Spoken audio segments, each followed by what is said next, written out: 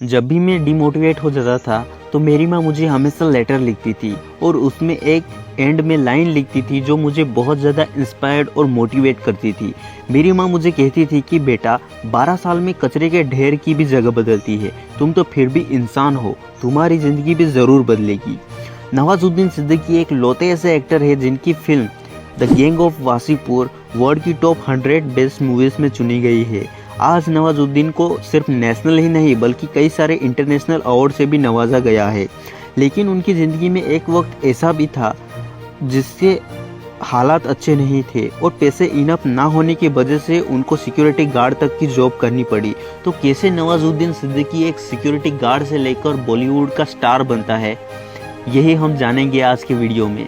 ये कहानी शुरू होती है 19 मई 1974 में, जब नवाजुद्दीन सिद्दीकी का जन्म हुआ। वो यूपी के एक छोटे से डिस्ट्रिक्ट मुजफ्फरनगर के एक छोटे से गांव बुदाना से बिलोंग करते हैं।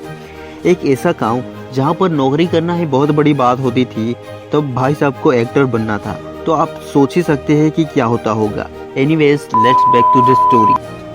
नवाज ने अपनी स्कूल की पढ़ाई 12th तक की पढ़ाई अपने गांव से ही कंप्लीट की। उसके बाद वह साइंस में केमिस्ट्री में ग्रेजुएशन कंप्लीट की। ग्रेजुएशन कंप्लीट होने के बाद वो गुजरात आ गए। गुजरात में उन्होंने एक फैक्ट्री में एज ए केमिस्ट के तौर पर ज्वाइन हो गए और उसके कुछ समय बाद ही उन्हें रियलाइज हो गया था कि हम तो यहाँ पर एक्टर बनने आए थे, ये हम क्या कर रहे हैं। और इसी हटकर सोच की वजह से उन्होंने उस जॉब को छोड़ दिया और उसके बाद नवाज ने दिलवालों के शहर दिल्ली में कदम रखा। दिल्ली में नवाज ने NSD ज्वाइन किया, नेशनल स्कूल ऑफ ड्रामा। वहाँ पर उन्होंने अपने क्राफ्ट को समझा और उन्होंने एक्टिंग के बारे में और भी बहुत कुछ सीखा।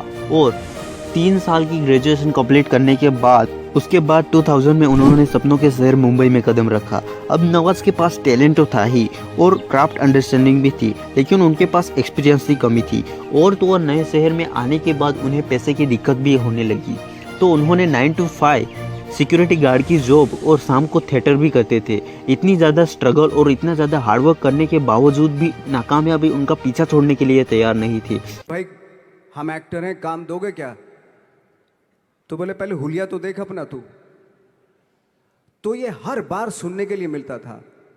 कुछ वक्त मुंबई में बिताने के बाद उन्हें सिर्फ 10-20 सेकंड के ही रोल मिलते थे, जो कि इनफ नहीं थे।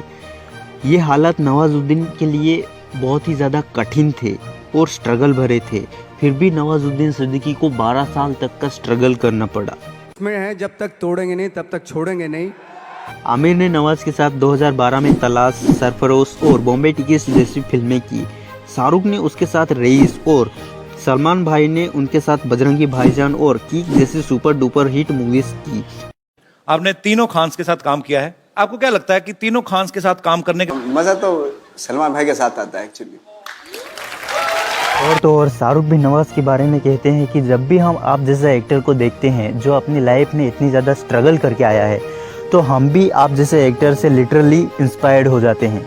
बात कहूँगा, मैं इतना बड़ा एक्टर नहीं हूँ जितने नवाज भाई, और हमारे जैसे एक्टर जब सामने खड़े होते हैं ना, मैं सच बता रहा हूँ, हम इंस्पायर हो जाते हैं। की जिंदगी में टर्निंग पॉइंट तब आया जब 2012 में अनुराग कश्यप की film the gang of Wasseypur आई, जिसमें उन्हें हीरो का किरदार करने का मौका मिला और उन्होंने बॉलीवुड में अपनी एक अलग इमेज बनाई। और उसके बाद तो नवाज की back to back superhit movies आने लगी, जैसे कि Manjhi the mountain man, genius और किक जैसी मूवी में वो किरदार करते हुए नजर आए। और उसके बाद तो उन्होंने कभी भी अपनी लाइफ में पीछे मुड़कर नहीं देखा। नवाज की नेटवर्थ $20 मिलियन है। मेरी सफलता का श्रेय किस्मत को नहीं दूंगा। मैंने जो कुछ भी हासिल किया है वह मेरी कड़ी मेहनत और लगन की वजह से हासिल किया है और मैं लक पे बिलीव नहीं करता हूँ। आज नवाज लाखों करोड़ों फैंस के दिल पर राज करते हैं और एक एक्टर बस यही चाहता है। नवाज हमेशा कहते हैं कि मैं एक स्टार नहीं हूँ, मैं हमेशा एक एक्टर हूँ और इसको मैं 24/7 हर दिन कर सकता हूँ और यही मैं लाइफ जीना चाहता हूँ। एंड ऑफ द वीडियो आपको इस वीडियो में से 3 CTR यानी कि कॉल टू एक्शन देना चाहूँगा कि जो मैं चाहूँगा कि आप अभी से अप्लाई करना शुरू कर दो। पहला है, सपने देखना गलत बात नहीं है, लेकिन उससे पूरा ना कर पाना बहुत बड़ी गलत बात है। अगर आप सपने देख सकते हो तो उसे पूरा करने की कैपेसिटी भी आपके अंदर होनी चाहिए। और अच्छी बात यह है कि भगवान ने हम सबके अंदर वो कैपेसिटी पहले से ही दी है और हमें बस उसे ढूंढने की ज़रूरत है। और दूसरा पॉइंट है, ज़िंदगी में जो चाहिए वो तो आपको पाकर ही दम लेना है और उससे कम में तो मानना ही नहीं है। अगर आप कॉम्प्रोमाइज़ करते हैं तो आप फेलियर है। पर थर्ड इज़, हमेशा अपने आप को और ज़्यादा एक्सप्लोर करने की कोशिश करो। आपको क्या पसंद है, आपका किस चीज़ में इंटरेस्ट है और किस चीज़ में इंटरेस्ट नहीं है, अपने आप को फ्री टाइम में जानने की कोशिश करो। हमेशा आपको पता होना चाहिए कि आपको क्या करने से ज़्यादा क्या नहीं करना है। पैदा तो मैं भी शरीफ हुआ था, पर शराफत से अपनी कभी नहीं बनी। ज़रा हम भी तो देखें कि हमसे बड़ा शैतान कौन पैदा हो गया।